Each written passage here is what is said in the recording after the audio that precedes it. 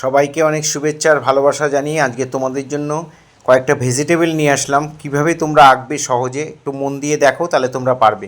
একটা ডট দিলাম, এখান থেকে শুরু করে ওপর দিকে গিয়ে আবার ঘুরে এসে আবার এসে নিচে মিলিয়ে দিলাম। দেখো একটা গাজর আঁকা হয়ে গেল। এখানে ছোটো হাতের একটা এম লিখে দিলাম, গাজর হয়ে গেল। এইভাবে তোমরা গাজর আঁকাটা আঁকবে। এবার দেখো তিনটে ইউর মতো করে দিলাম। এখান দিয়ে সোজা একটা লাইন টানলাম, এইখান থেকে লাইনটা এসে ওই পয়েন্টে এসে মিলিয়ে দিলাম। মাঝখান দিয়ে এই বরাবর দুটো লাইন টেনে দেবো, একটা দুটো। এবার ওপরটা এরকম এইভাবে গোল করে জুড়ে দিলাম আর দুটো পয়েন্ট করে দিলাম, হয়ে গেল একটা লেডিস ফিঙ্গার হয়ে গেল, ঢ্যাঁড়স।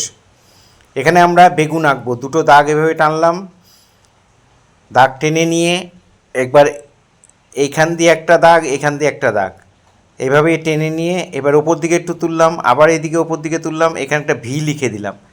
দেখো এবার গোল করে নিয়ে এসে আবার এই পয়েন্টে মিলিয়ে দিলাম। আমরা অতি সহজে বেগুন আঁকাটা শিখে গেলাম। এবার আঁকবো আমরা পেঁপে। এইভাবে টেনে এটা ঘুরিয়ে নিয়ে এসে আবার ঠিক ওই পর্যন্ত টেনে নিয়ে এটাকে এইবার ঘুরিয়ে আবার এইভাবে টেনে দেবে, এই পাশ থেকে আবার ঘুরিয়ে নিয়ে এসে এভাবে টেনে দেবে, নিচটার মধ্যে এরকমভাবে জুড়ে দেবে, ওপরে একটা বোটা দিয়ে দেবে। দেখো পেঁপে আঁকা হয়ে গেল। এবার এই উপরে ফাঁকা জায়গাটা আমরা একটা লঙ্কা আঁকবো। এই দুটো দাগ টানলাম, এই একটা দাগ, এই একটা দাগ। এবার এখান থেকে গিয়ে এখানে একটা ভিয়ের মতো করে এইভাবে মিলিয়ে দিলাম। এইভাবে টেনে এটাকে আবার এরকম ঘুরিয়ে নিয়ে এসে এই পয়েন্টে মিলিয়ে দিলাম। দেখো পাঁচটা ভেজিটেবল আমরা খুব সহজেই শিখে গেলাম। এবার এগুলোর কালার করব। কালারটা কেমন করে করবে একটু দেখে নাও। ডিপ অরেঞ্জ কালারটা আমরা এই গাজরের চারদিকটায় ভরাট করে দিলাম। ভরাট করার সময় খেয়াল করবে যেন সাদা সাদা না থাকে।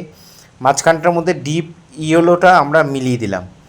রঙটা দুটো রঙ মেলানোর জন্য আমরা আবার একটু অরেঞ্জটা ইউজ করলাম, করে দুটো কালারকে সুন্দর করে মিলিয়ে দিলাম। এবার যে বোটাটা আছে, বোটাটার মধ্যে আমরা স্যাপ গ্রিন দিয়ে ভরাট করে দিলাম, হয়ে গেল গাজর আঁকা।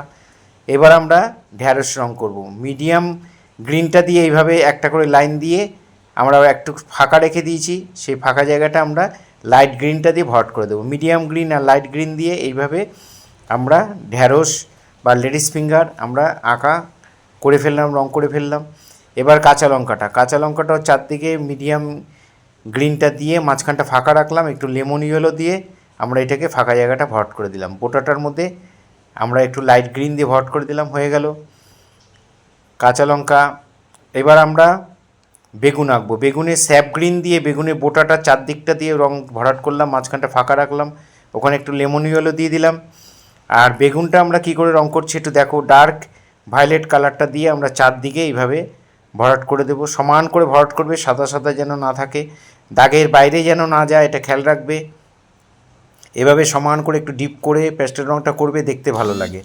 চারদিকে আমরা এইভাবে টেনে দিলাম, টেনে দিয়ে এবার আমরা ভায়োলেট কালারটা দিয়ে আমরা এই চারদিকটার মধ্যে করে মাঝখানে একটু ফাঁকা রেখে দিলাম। এই ফাঁকা জায়গাটায় আমরা হোয়াইট কালার দিয়ে মিলিয়ে দেবো। এই হয়ে গেল আমাদের বেগুন আঁকা। মাঝখানটা একটা হাইলাইট, অতিরিক্ত আলো পড়েছে তাই এই জায়গাটা সাদা করলাম। এবার আমরা পেঁপেটা রঙ করব। মিডিয়াম ডিপ গ্রিনটা চারদিকে, পেঁপের চারদিকে দিয়ে দিলাম ডিপ গ্রিনটা। পেঁপের চারদিকটাতে সুন্দর করে বর্ডার করে সমান করে ভরাট করে দিলাম। তারপরে আমরা দিলাম মিডিয়াম গ্রিনটা দিয়েও আমরা চারদিক থেকে করে দিলাম, মাঝখানে একটু ফাঁকা রেখে দিয়েছি। ওখানটার মধ্যে এবার আমরা লাইট গ্রিন দেব। লাইট গ্রিনটা দিয়ে তাও একটু ফাঁকা রাখলাম, সেখানে আমরা লেমন ইয়েলো দিয়ে ভরাট করে দেবো। এইভাবে চারটে কালার দিয়ে আমরা পেঁপেটা রঙ করে ফেললাম। এইভাবে দেখে দেখে